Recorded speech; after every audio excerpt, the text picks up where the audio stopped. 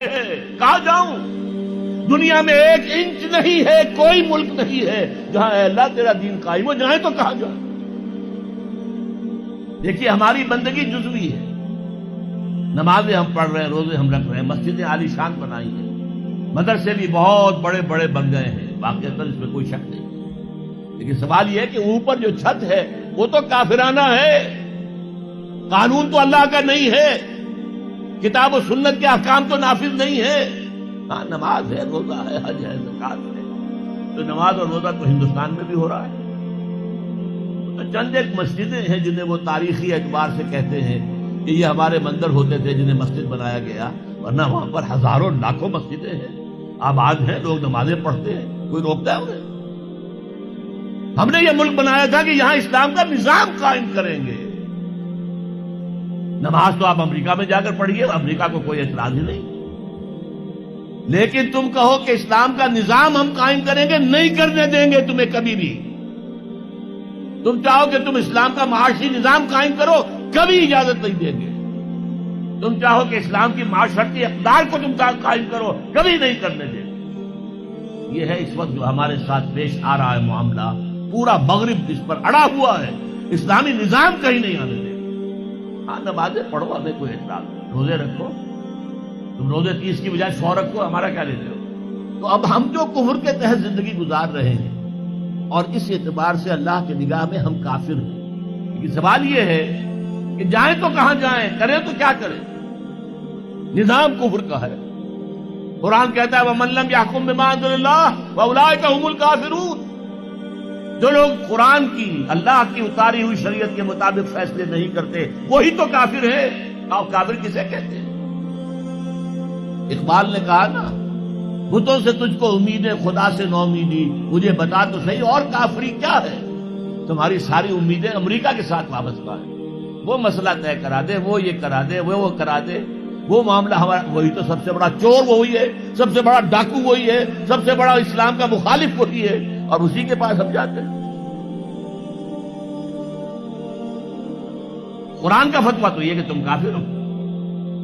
ہاں انفرادی طور پر تم مسلمان ہو، اجتماعی طور پر، قومی سطح پر تم کافر ہو۔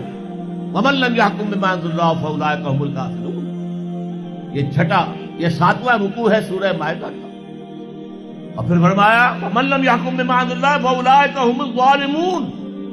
جو اللہ کے اتارے ہوئے قانون کے مطابق فیصلے نہیں کرتے وہی تو مشرک ہے۔ اللہ کے حکم کو چھوڑ کے کسی اور کے حکم پر فیصلہ کر رہے ہو، اس سے بڑا شرک کیا ہوگا؟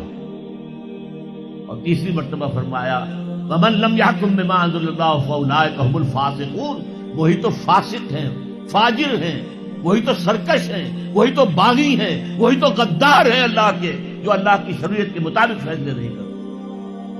اب ان 3 آیتوں کے روح سے سمجھ لیجیے ہم کہاں کھڑے ہیں، کیا کر رہے ہیں۔ دیکھیے میں آپ کو ایک مثال دیتا ہوں، ہماری آبادی کا میں سمجھتا ہوں اکثریت تو وہ ہے جو نماز روزے کی بھی پابند نہیں ہے۔ ان چیزوں کا چرچا شہروں میں زیادہ، دیہات میں بہت کم رہ گیا، بہت کم، بہت کم، اور ہماری 70% آبادی دیہات کے اندر۔ اچھا جو نمازیں پڑھتے روزے رکھتے ہیں، خاص طور پر شہروں کے کاروباری لوگ، وہ بلیک مارکیٹنگ بھی کرتے ہیں، وہ حسابات بھی غلط دیتے ہیں، جھوٹ بولتے ہیں، جھوٹ یا حلف اٹھاتے ہیں کہ یہ حساب ہم حلفیہ میں کہہ رہا ہوں یہ حساب صحیح ہے، جبکہ حساب غلط ہے۔ سودی کاروبار کرتے ہیں، اپنے کاروبار کو بڑھانے کے لیے سود کا قرضہ لیا ہے، سودی قرضہ لیا بینک سے، اپنی بلڈنگ بنانے کے لیے بہت بڑی قرضہ لیا ہے بینک سے، تو ان کی عبادت کیا ہوئی؟ وہ اس آیت کے ذیل میں آ گئے کہ نہیں؟ افتؤمنون ببعض الکتاب وتکفرون ببعض فما جزاء من يفعل ذلك منكم الا خزي في الحياة الدنيا ويوم القيامة يردون الى اشد العذاب وما الله بغافل عما تعملون۔ لیکن میں ان کو بھی چھوڑتا ہوں۔ فرض کیجئے ایک شخص ہے، نماز پڑھتا ہے پوری 5 وقتہ مسجد میں، رمضان کے روزے رکھتا ہے، اور بھی اللہ توفیق دیتا ہے، ایام 20 کے روزے رکھ لیتا ہے، یا ہفتے میں 2 روزے رکھتا ہے، سوموار کے اور جمعرات کے وغیرہ، زکوٰۃ دیتا ہے، کاروبار بھی سارے حلال کر رہا ہے، حرام نہیں کر رہا، سود میں بھی براہ راست ملوث نہیں ہے، نہ پیسہ سود پہ اوپر بینک میں رکھ کر سود کھایا، نہ سود پر قرضہ لے کر کوئی اپنا کاروبار بڑھایا، نہ کوئی اپنا کارخانہ لگایا، نہ کوئی اپنی بلڈنگ اونچی بنائی۔ پردہ بھی اس نے اپنے گھر میں بالکل شرعی نافذ کر دیا۔ وہ اس پورے اسلام پر کاربند ہے جس میں وہ کاربند ہو سکتا ہے اس وقت، لیکن وہ اس قوم کا فرد ہے جو قوم اللہ کے فتوے کے مطابق کافر قوم ہے، جو اللہ کے فتوے کے مطابق مشرک قوم ہے، جو اللہ کے فیصلے کے مطابق فاسق و فاجر قوم ہے۔ قوم کے فرد تو ہم اسی کے ہیں۔ چور کا ہاتھ تو نہیں کاٹا جا رہا، ڈاکوؤں کو وہ سزا تو نہیں جا رہی سورہ مائدہ میں جو آئی ہے، ان کے ہاتھ اور پاؤں مقابل سم سے کاٹ دیے جائیں، یا یہ کہ انہیں ملک سے باہر دفع کر دیا جائے، قتلوا تقتیلا، ان کے ٹکڑے کر دیے جائیں۔ ڈاکوؤں کو کوئی سزا ملتی ہے ایسے؟ لیکن اصل میں جو لوگ شور مچا رہے ہیں وہ ہیں جو کہتے ہیں کہ یہ اسلامی سزائیں وحشیانہ ہیں۔ بے نظیر بھٹو کا کہنا ہے یہ وحشیانہ سزائیں ہیں، اللہ کی دی ہوئی سزائیں وحشیانہ ہیں۔ معاذ اللہ ثم معاذ اللہ ثم معاذ اللہ کلمہ کفر ہے۔ اب اس کا کیا علاج ہے ہمارے پاس؟ کیا کریں؟ میری بات کو توجہ سے سنیے۔ اس نظام باطل کو ذہناً تسلیم مت کرو، اس نظام باطل کی خدمت مت کرو۔ Don't reconcile with it, don't serve it, don't support it.